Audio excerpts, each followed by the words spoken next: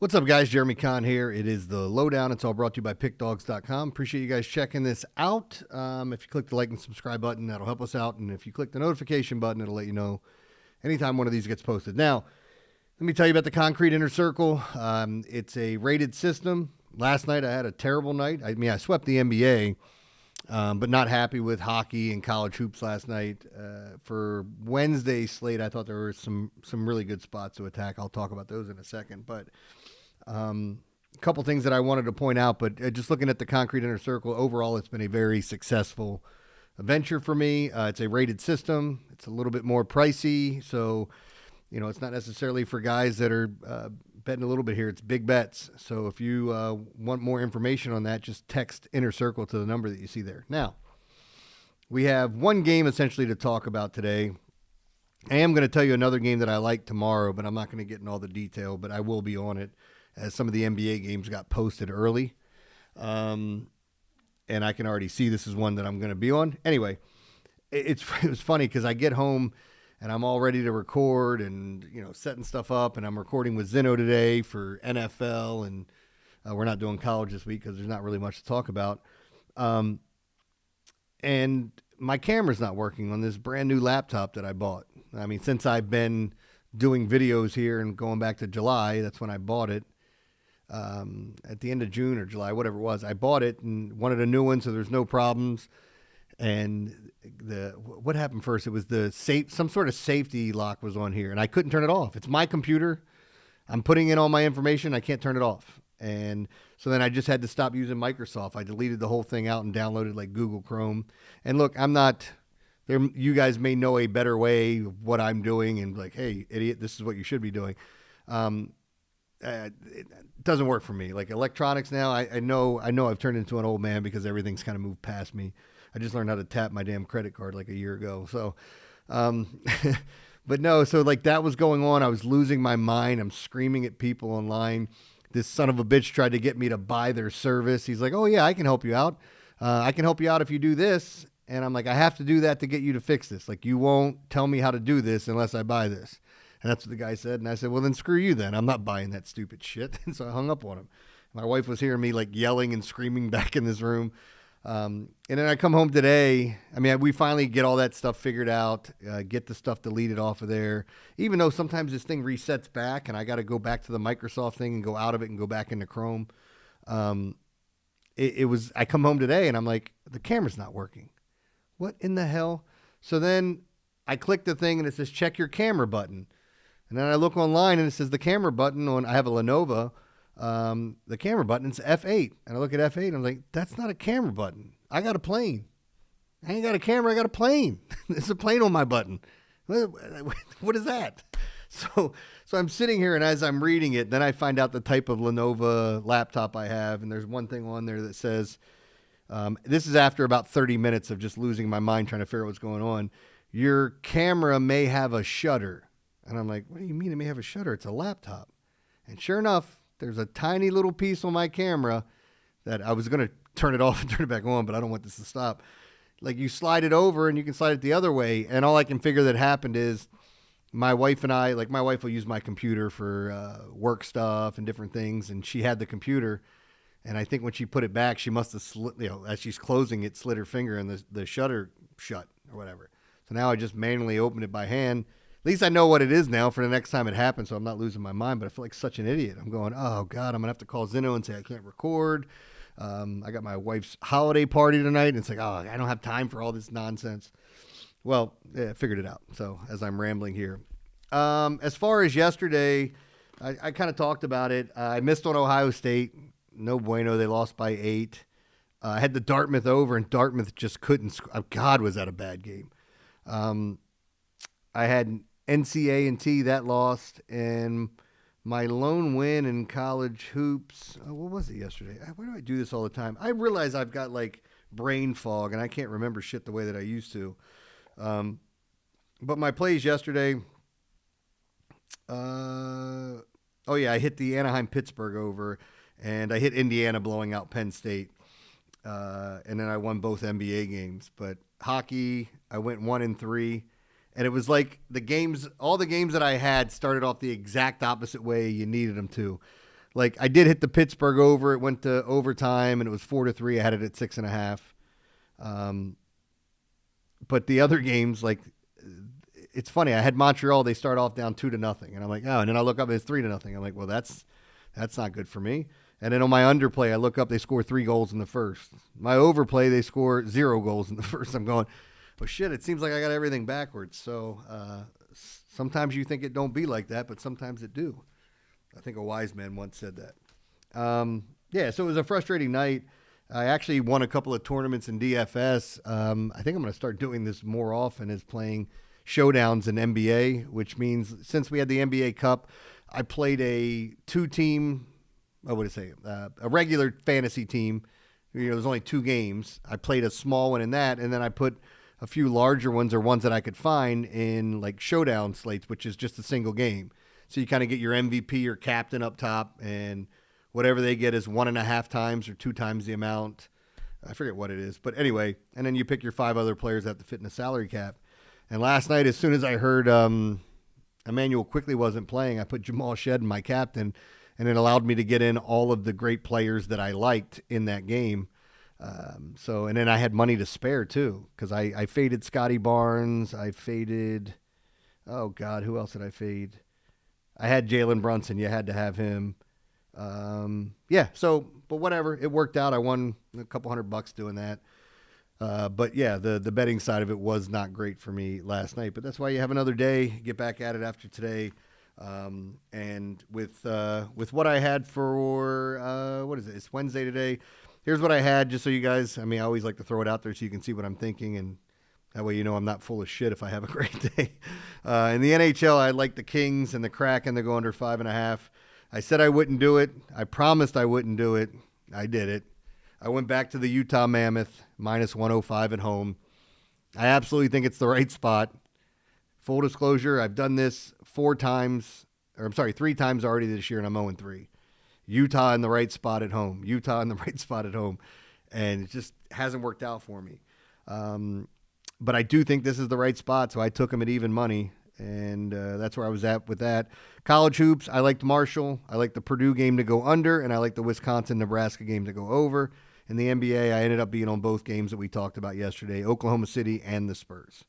No totals in the NBA as I was looking at it, and I told you, like, a lot of times this stuff leans towards the unders, and they work out quite often in these elimination type games. That's not me telling you to blindly bet that stuff, so I hope people don't take what I'm saying at 100%. Like, oh yeah, like even with me talking about Cornell overs all the time.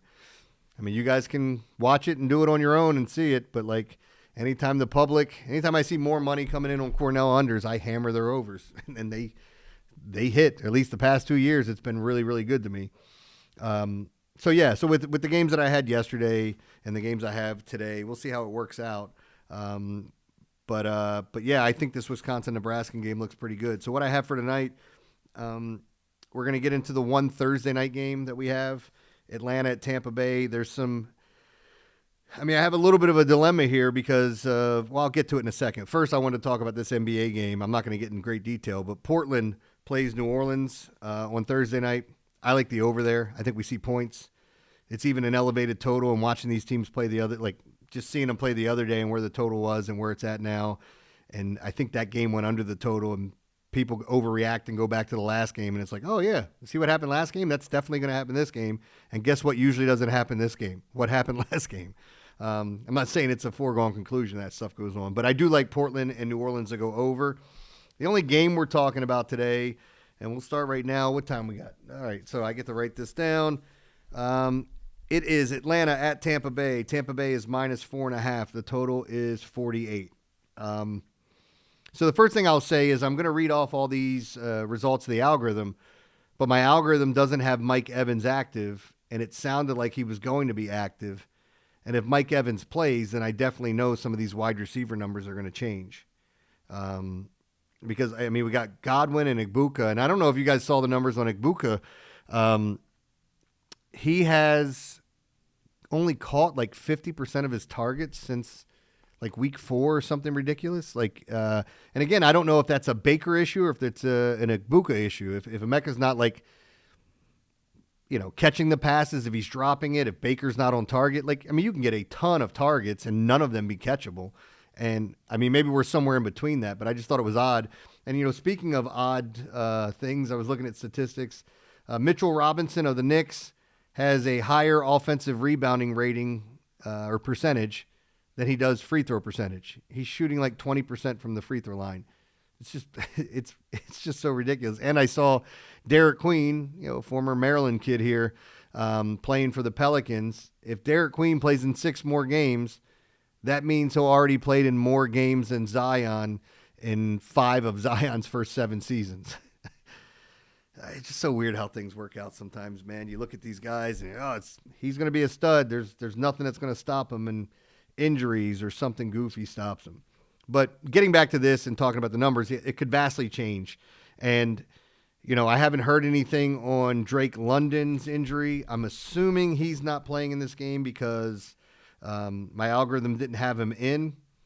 And again, and the only reason I'm bringing it up this way and like talking about not having him in and what we could see is just because it's going to change, first off, the entire algorithm. And we've seen the NFL do this, or at least teams do this a couple of times, looking at, looking at the way the thing's set up and saying, oh, this guy's questionable, and then all of a sudden he gets scratched, or this guy is doubtful, and it's like, nope, he's going to play. We've seen that happen. I think it happens more in the NBA than any other sport, but I do believe this has happened in the NFL quite a bit as well. All right, so here, let me get to...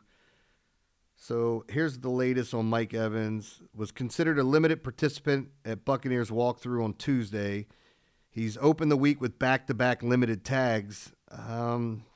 These games are important for the Bucs, so it does make me wonder if he's going to come back and try to play. Drake London, so this is the other part of it, questionable. Non-participant at Tuesday's practice, which means he's probably trending to not play.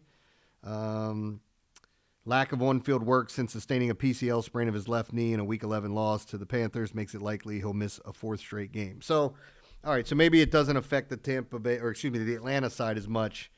But I'm going to throw these numbers out. I'll rerun the algorithm in the morning as I always come back and post whatever the results say. So we'll do that again. But I just know that these numbers could change vastly if one of those guys gets ruled in or both. If not, we just roll with what we have. So let's start off with this. Baker Mayfield, 226 pass yards, 1.7 touchdowns, 20 rush yards. Kirk Cousins, 221 pass yards, 1.26 touchdowns, 3 rush yards. Bijan Robinson, 83 rush yards, 5.2 receptions, 47 yards. One of the models that I use, an algorithm I use, like Bijan Robinson, and I feel like it does this almost every week, though. It likes Bijan Robinson under receptions. It's almost like the algorithm's not used to seeing someone of this caliber get this many targets and this many receptions in an offense. I don't know. It's just weird how it doesn't matter what it is, because like his I think his reception total this week is 5.5. So on here I have him getting 5.2 receptions, which makes me really want to take the under in that situation. And I do have some prop bets. I'll throw them out for you and looking at this game. But again, so those are the numbers for those guys. Bijan again, 83, 5.2, 47. Bucky, 68 yards, 3.2 receptions for 29 yards. And here we go with the receivers. Double E, Igbuka, 4.4, 64 yards. That's 4.4 receptions. Godwin, 4.4 for 52. Mooney, 3.4 for 45. Sills, 2.3 for 29. Pitts, 5.4 for 56. I like his under receptions. Cousins has targeted him a little bit more, but the fact that... All right, so I'm going to say a couple different things here as soon as I finish this. Pitts, 5.4, 56. Cade Otton, 3 for 29. Now, a few things to just kind of go over, like algorithm and looking at it and reading it. It does not have Kirk Cousins throwing for a ton of yards, especially to his wide receivers. And I look at it, it's got him throwing, essentially 47 yards to Bijan. And the targets have to go somewhere, but it's just so weird how the algorithm likes these guys to get under receptions, and that's even without Drake London in there, because you're thinking the ball's got to go to someone. I am going to take the under on Kyle Pitts. It will be one of my prop plays. I'll give you the other ones that I like, and you guys can do with that what you want. I'm going to take a chance on Kirk Cousins to do something here that I don't know that he's done all year. I didn't even go back and look at it. But all the numbers I'm looking at with this like leans heavy towards the under. And I just don't know. I don't know if I'm going to go under here. I'm going to tell you to take Atlanta plus the points, and I know nobody wants to do that.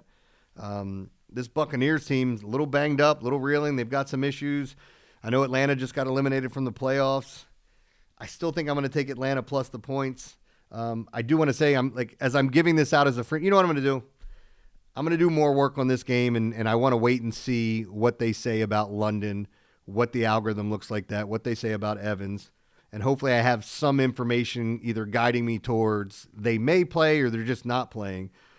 Because I do think Atlanta plus the points is the right side. I still think the better play is taking Tampa and Atlanta to go under the 48. That's what you know what? I'm going to say that now. I'll come back and correct it in the morning. And then I'll write up all the numbers, what the algorithm's spitting out in the morning. If it's the same, it's the same. If something changes, I'll try to come back and post it. But yeah, this is one of those games where because it's a short week and because of injuries, I think teams are going to play their injury report closer to the vest and not tell you everything you need to know. If guys aren't practicing, usually they're not playing. It's not 100% because some coaches are different and some teams are different. There have been situations where quarterbacks didn't practice the whole week and then end up playing.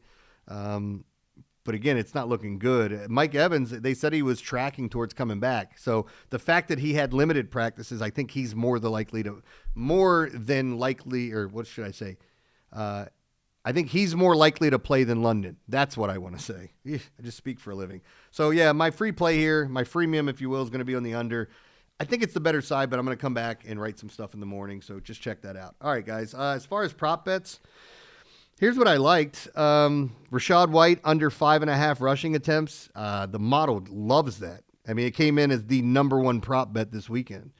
Rachaad White under 5.5 rushing attempts. And the only concern that I have for something like that, let's say Tampa Bay does start blowing them out and they get ahead, and then they lean on the running game a little bit more. Bucky Irvin just came back from an injury. It's a short week. What if they lean on the running back a bit more? I'm still betting Rachaad White under 5.5. Anytime my algorithm spits out the top prop play for a week, there's a 95% chance I'm going to be on it and just bet it because I trust the numbers that much. And I also I'm going to take a flyer on Kirk Cousins to throw 1.5 TD passes. And I know you're looking at it going, ugh, why would you do that? He's plus 200 roughly, plus 190. I think there's value there, especially with the Tampa Bay defense that's had some trouble in the back end. So I think there's some value there in getting in close. And even the running backs catching the ball in the backfield, you could see Bijan house one on a screen pass, whatever. And I'm going to take Kirk Cousins over 1.5 rushing attempts. The model has him getting 3 rush yards. I think his rushing prop is 1. I'm going to look at all those. I might flirt with all of them. My favorite of the bunch, though, I am going to bet the Rachaad White under 5.5 rush attempts. And these are the 4 props. I might throw in another one that I will throw in on my free play on Thursday night. So you guys are kind of getting it all for free for just watching. Appreciate you guys checking this out. Definitely check out the premium plays over at pickdawgz.com. Lots of great handicappers over there. Moving back up on the NHL board, still at the top there or near the top of the NFL board and hoping to make some noise. And as I've said, guys, the other thing I want to bring up. So Saturday we have our first bowl game. I don't know if anybody knew that. It is what is it? Buck Up LA Bowl. And I think Gronk's going to be there. And from what somebody told me, Buck Up is like an energy drink or like some workout thing. I don't know. But we do have a bowl game on Saturday night. I will have a play for that. We'll talk about that on Friday. And we'll probably end up talking about a lot of the bowl games ahead of time. So I'm sure you guys can steal a bunch of free plays. I hate even saying steal. If you're listening and you like what I'm saying, I put in my work. But I've killed it in the bowl season every single year. I don't even like saying this because I feel like I'm messing with the gambling gods by touting how good I've been. But it has been one of the things that I do best. So we'll see how it goes this year. I don't remember ever having a losing season over the past 15 years on bowl games. And I do pick something for every game. But I like doing it better. See, the way the bowl game thing is going to work, especially with the inner circle, it's going to be so much better because you're going to see how much I love these games and it'll be rated. So anyway, definitely check it out. We'll be posting all the bowl games all throughout because, again, as we're looking for stuff to talk about on the weekdays. And I will have a podcast on the holidays. I'm going to Cancun in January 7th through the 13th. I'm seeing Mumford & Sons and Noah Conn, and like I'm this big thing. Like my wife and I wanted to go. It's our Christmas gift for each other. And then I was like, man, it's right in the middle of football season. And I said, F it. You know what? I never take off during like big sporting events. I don't even know if the Ravens are going to make the playoffs right now. It does not look good. I don't care. I don't even care if they make the playoffs. I'm going to enjoy myself. So I haven't decided what I'm going to do that week. Like a lot of times I'll actually do podcasts on vacation because I'm still going to post plays and things like that. So we'll see when we get to that point. But yeah, I mean, expect the podcast every day. If you don't see one, it means I probably screwed up on my end or something went awry. So anyway, check out the premium plays, guys. Appreciate you. I will be back in the morning to write down the results of the algorithm, and we'll have another podcast tomorrow. So I hope you win some cash. I'll see you then.